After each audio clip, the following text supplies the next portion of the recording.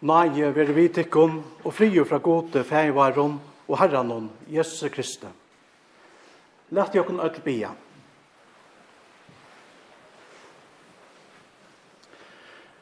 Vi miskunnsamme god, og gode feir okkara. Vi bia til, vær tja okkon ødlon, vi nage, hjelp og trøstøyne. Nå vil dere sauna om kistene tja tauron. Vær tja foreldrenon, Finnjer og Paul Johannes, som har mist døttetøyra. Verja Beiner og Drønsnon, Paul Jan og Niklas Verra. Verja Sirsnon, Bjørk, Sven Erna, Mario og Eibjørk. Verja Ommene, Jauron, Verja Mass, Verja Nastrafølge, Vimfølge, Floksfellån og Ødlån okkon Ødlån. Omgjør okkon vi kærlagatøynon og omsorgan. Det okkur for jævånen? Høyre det med? Skru oss en tre herfra. Høyre det med nå? Hallo. 8, 2, 3, og sjekka.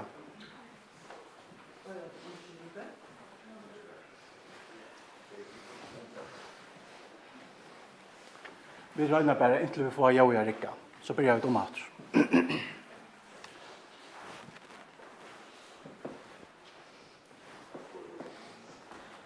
Prøv å trykke omkring knappen.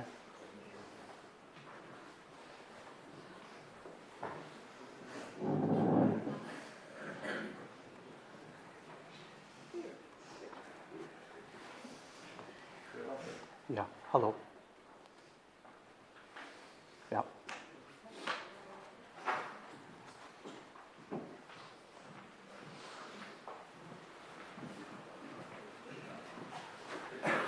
Det tenker jeg. Ja. Det tenker vi skal. Ja. Ja.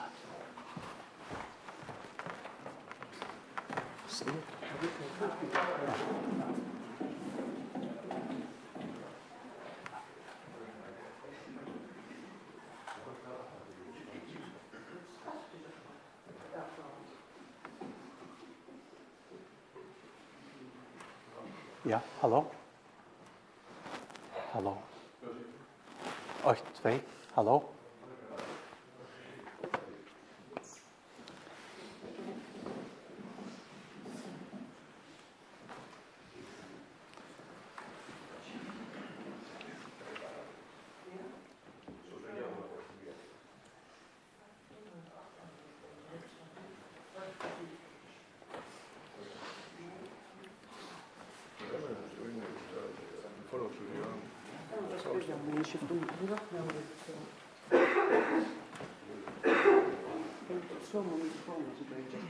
Ja.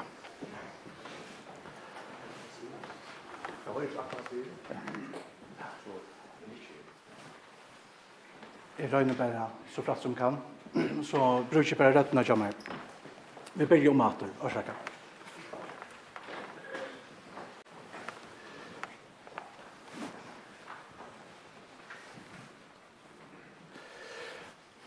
Ja, vi miskunnsamme god og gode feir okkara. Vi bia til. Vær tja okkon ødlån, vi nage, hjelp og trøstøyne. Nå vil dere sauna om kistene tja tauron. Vær tja foreldrenon, Finnjer og Paul Johannes, som har mist døttetøyra. Vær tja Beiner og Drønsnon, Paul Jan og Niklas Verra. Vær tja Sirsnon, Bjørk, Sven Erna, Mario og Eibjørk. Vær tja Ommene, Jauron. Vær tja Mass, Verja Nastrafølge, Vimfølge, Floksfellån og okkon Ødlån. Omgjør okkon vi kærlagatøynon og omsorgan. Herre, vi dere kjelka av tøy som hent, og sorg har vært fyllt okkara hjørsto. Vi koma tøy til tøyn i okkara hjelparløse og roaløse. Gjev okkon styrke a bæra sorgna som så nøyvande tung, og viss okkon om at ikke kan skilje okkon fra tær og kærlagatøynon i Kristi Jesus, Herre okkara. Og i tøyn gaua og sterska faun leggja vid tauron. Tøyn kærløyge til hennara avvikande. Tøy bia vid i aliti av te og gøske tøyna, let jaustøyt lysa fyri henne og varvøyt henne i tøynon kærløyga for i øynbarna såntøyn, Jesus Krist var han Herre. Så vi tar livor og rævor i øynløyka høyleia andans. Øyn sannur god om altor og æver atler.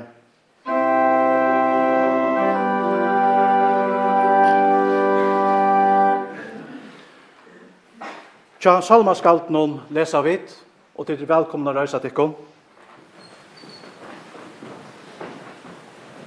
Herren hiremoin, ongan sakn kjenne. Av græskåen fløtten han lette med lytja, til kvildar eier han løye med. Han salmoina lurgar, for navnsut med bøyner og rattaløy. Gentje i demon dølun, ontje ilt i øktest. Ty to erst vi mer, tun stavur og tun kjeppur tar ukka med. Mer bor to røyer for egenon av futjendom møynon. Vi smislet og salvar mot høver. Bikar mot iveflytur. Eina gøska og nage, men fylgja atlar møyna lufsens stier. Og i Herrans huset et vøljest i enda lesar tøyer. Og i oppenberingsene lesa vid. Og jeg sa nutjan himmel og nutja gjør, til at den fyrre himmelen og den fyrre gjøren var horven, og havet var ikke langer til. Og jeg sa stegen høyleia, et nutja Jerusalem, stod jeg nyer av himne fra gode, bonan som broer, og i skrutt for mannesøgnen. Og vi hørte i herre rest fra hasetten som sier, så i kjalpe Guds tja menneskene, og han skal bygge tjataimon, og de skulle være feltkansere, og Gud sjølvor skal være tjataimon. Og han skal torska først tar av egen tørra, og degen skal ikke langer være til, ikke heldur sorg, ikke heldur skrutsk, ikke heldur punsla skal langer være til. Til at ditt fyrra færre. Lett jeg okkur jotta okra kristne trygg. Vi avnokta djevelen, og alla gjerninger hans, og allan etbor hans. Vi tryggva god fægir inn alvalda, skapara himmens og gjerrar. Og av Jesus Krist, hos øynborna son var han Herra, som giten av høylaun anda, boren i høyme av Marie og Møy, punslaur under Pontius Pilatus, krossfestor, deior og gjerravor. Nye færen til helger, tria dagen stein opp fra deion, færen til himmels. Sitan til vi høyre hånd hos fægirses alvalda, hian i han kommer døma livande og deg. Og av høyleia anda, og en høyleia allmenna kyrkjo, samfella tar av høylau, fyrirgjeving sindana, opprørst likamsins og loiv om altor og æver. Amen.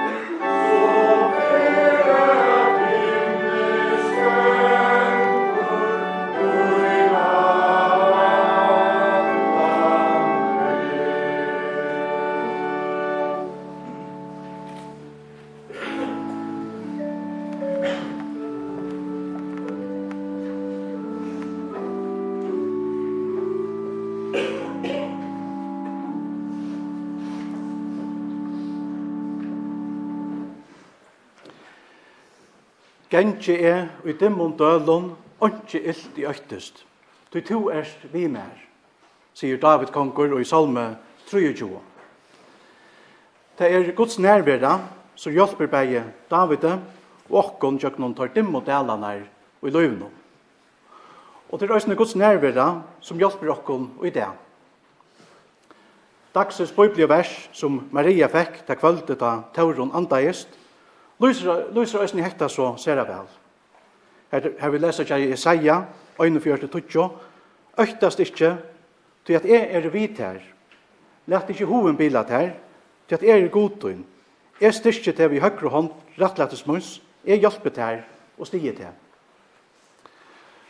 Da vi savnast her i kyrkene for jeg sier og sørste farvel vi Tauron, så trykker vi at hit og stå henne nærmast, og jeg føler at dette er en dimmor daler, ja, den dimmaste daleren som tid nå færre i jøkno. Da særer dere, tar vi et brottelig misse okkara kær. Og det er torrførst til dere å si farvel. Etter sitta familie og viner, vi sorg, avsværa av spurningen, langsle og øtlån minnemon. Tauron var født 5. september 1995 og vokste opp ved Jausa. Foreldrene er Fincher og Paul Johannes Ellingsgård. Tauron var nest yngst i en sysken av flotje oppa 5. Bjørg, Sven Arne, Maria, Tauron og Eibjørg.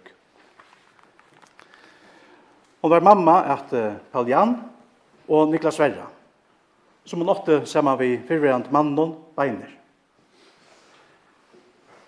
Tauron elskar i sinner overalt. Hon og omman, Jauron, hadde også et særlig forhold. Det som Tauron ikke sier vi ånder, det sier hun vi omsynene.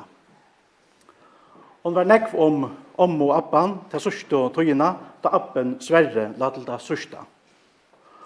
Og hon og et familien har vært nekv i heimene til ommene og abbanen i Norskala. Det har vært et samlingspunkt for familiene. Tauron var et luftstikje borster av. Dette kunne alle som kjenner henne vittne om. Da hun var av spillplassen sammen med bøttene, så var det spørningen om hver hei det stortligere, bøttene eller hon. Og hon var røsk. Innenfor hjalp hun pappa noen ved å male grunnene her hjemme, og dette gjør hun etter en lyttlere løte. Hon hei så nekv gode evner innanfor maling av lyst og alt kreativt. Hon elskar å sminka seg, samstundes som hon også var råkelig. Hon var ikke bensje for å bråta ermannar opp og prøve nekka nytt. Innanfor ringte hon til pappan og sier, «Pappa, nå færer vi ut av støypa». Paul Johannes spurte så, «Hvor skulle du passa bøttene?» Og hon sier at det kom til bøyner gjøre. Om hon vidtjei minkkoner, så kunne hon også gjøre sånn øyntinkon for jeg holdt vi at køyre Hitler opp som mangla opp. Innenfor sendte hon Bjørg og Daniel ut av deit i Danmark. Da de som kom hjemme etter, var alt kamer til bøtten og en stor hytta. Hon gav seg tog til å være sammen ved sin nærmeste. Hon glemte ånkan og var her friødel. Om Tauron for ut av kjeipa, så platte hon også færre inn til nabikvær for å spørre om hon skulle kjeipa nekka for teg. Etter viser dere hvordan gav hon var vi ånder. Hon hei sin helt egna latur. Nekka som familie og viner nå gøyma utara gjørston sammen med øtlontøy som kjente Tauron. Foreldre, bøtten, syskjen, omma, familielimer, viner og alt som elskar av Tauron er nå i større sorg. Til hon brottlige ikke langer er okkara middelen. Og ønsken kan fylle til tomrommet som ligger etter. Tomrommet er så størst til at hon var så høgt elsket. Harmor og glede og fela til røyka, synger vi til øynene solme. Og vi elsker, så færer vi til øynene syrkja. Tauron hei øynene salarlige trobløykar, avbjøringar. At vi sitter her i dag, vittner øynene om det. Og det er velskiljande at det er avhverjande kjenner det særlig svårst, som har mistet kæro tauron og en så dæpran hatt. Men vi tar kanskje ikke glemme at det er sjuka som er årsøkken til deian. Her som alltid kommer vi trygt leggja tauron og Guds gode hendur og lysa fri over hana og hennara børu. 29. oktober 1995 var tauron båren til dåpen her i kyrkjene. Og årene som Vidumann og Løtto skulle høyre ute i kyrkjegærnen var også sett av hennara dåpstegje. Lova vår være god og færi vårs Herre Jesu Krist, som etter mikkel og miskusynning har endurført okkur til livande vågnar for i opprørst Jesu Krist fra deg. Henta livande vågnen som var boa vid døybefunten, jeg var nå østene vid Grævarbakka. Hese i år ber okkur på om ta vågn, så vi krøst okkur til i sorgene iver at det var mist tauron. Hevas vi sida taumhett og syrkja, hevas vi ikke fækta hvor tauron stekka er så stort her av folk, så finnes kanskje i vågn midt i sorgene og saknen. Vågnen er avløyselig tatt knyttet til noen opprystna og livande fredsherren, Jesus. Vi honom kunne tid foreldre, bøtten, syskjen, omma, familielimer, viner, og vi tar lyt av at vi ein dagen og i hinnom nødja Jerusalem skulle møte tøymen atter som vi misto her av folk. Her skal ikke sjuka og deie langer være. Det skal ikke langer gjøre seg galtant her. Her skal Gud selv være tja okkom.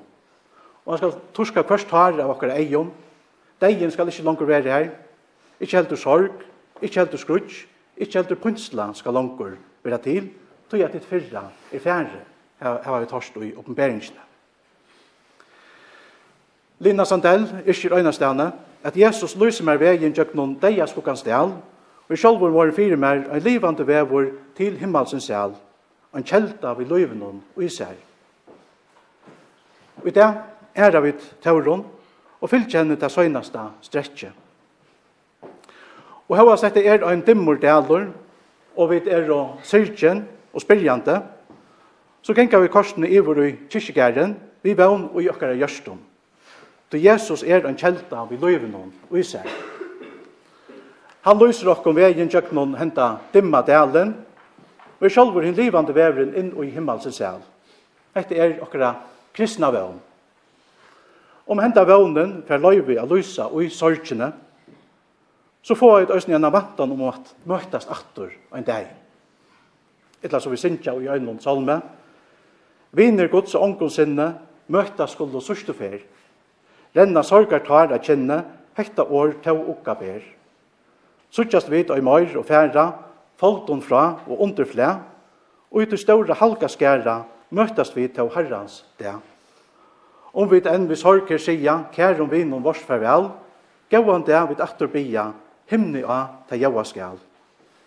Renna skilnar tar a kjenne, synkjande tau båskap ber, viner gods og ångon sinne, møtta skuldo surstufer. Løyvi her av folton er stort. Om ikke så lenge tøy, er også i okkara det er talte. Og så er vi ikke langer skilt fra Tom Kæro, så vi tar mist. Og i tøy enda leis og selene, møter vi Tom om atter. Og i løyve og deia synger vi tøy vi vevn. Så tekta mine hentor og løy til meg, så fer at himne stentor min atlan ved. I hese norron vil jeg lysa fri i vi minni om tauron. Amen. Nå kommer Danny Baltersson a syngja.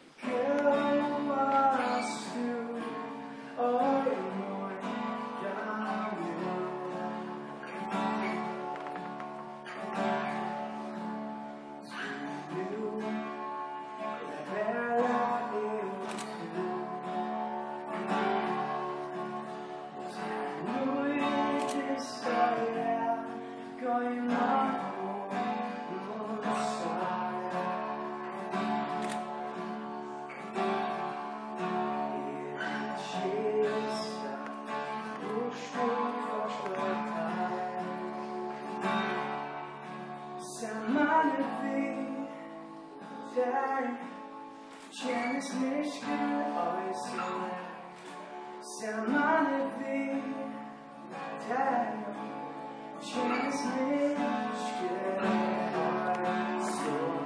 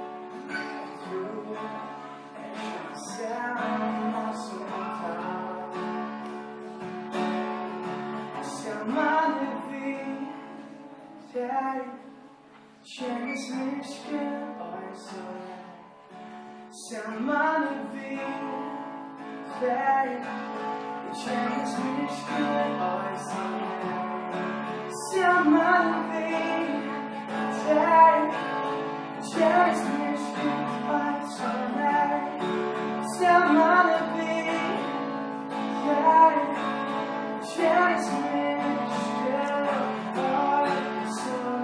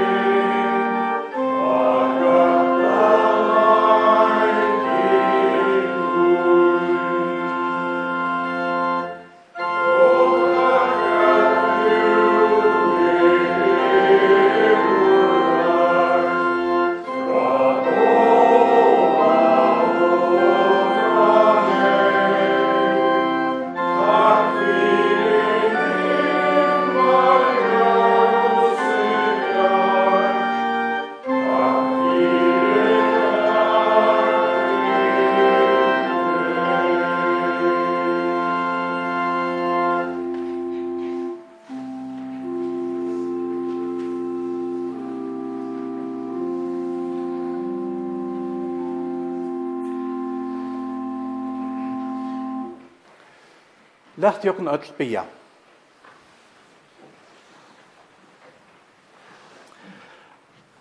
Allvalde evige god, miskunnsamme feir.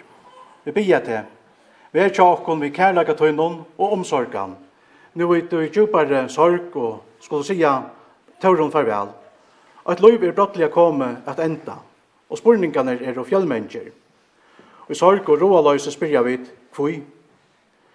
Til løyta vi da nøye tøyna og gøsko, og bia til om at vera tja okkon og styrke okkon vi lufsala året tøynon.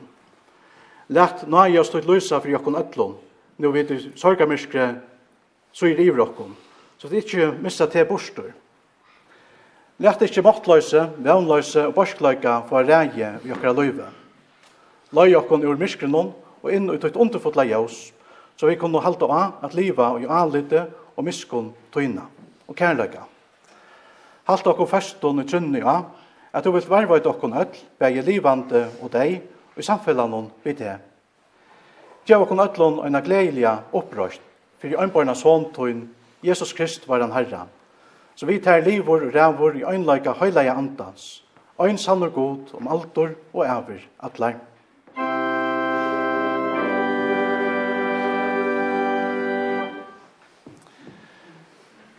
Takk vi sikning Herrans.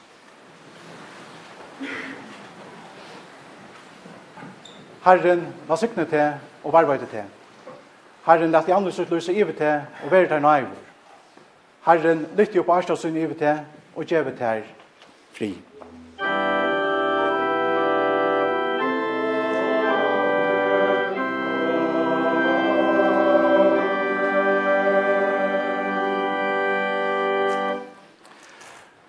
Vegna til avhverandre skal jeg takke hjertelige for sunta samkjenslo. Takk for omsorgan og velvild. Vi verur i etnene etter gjerraferina, og øtler og hjertelige velkommen. Her er folkene velkommen at holde på til avhverandre. Men ute ved grøvene det best å lette til få en frialige løtt. Medan berere og sangere stiller seg ved kistene, vil jeg nå synge Jesus til vår salega.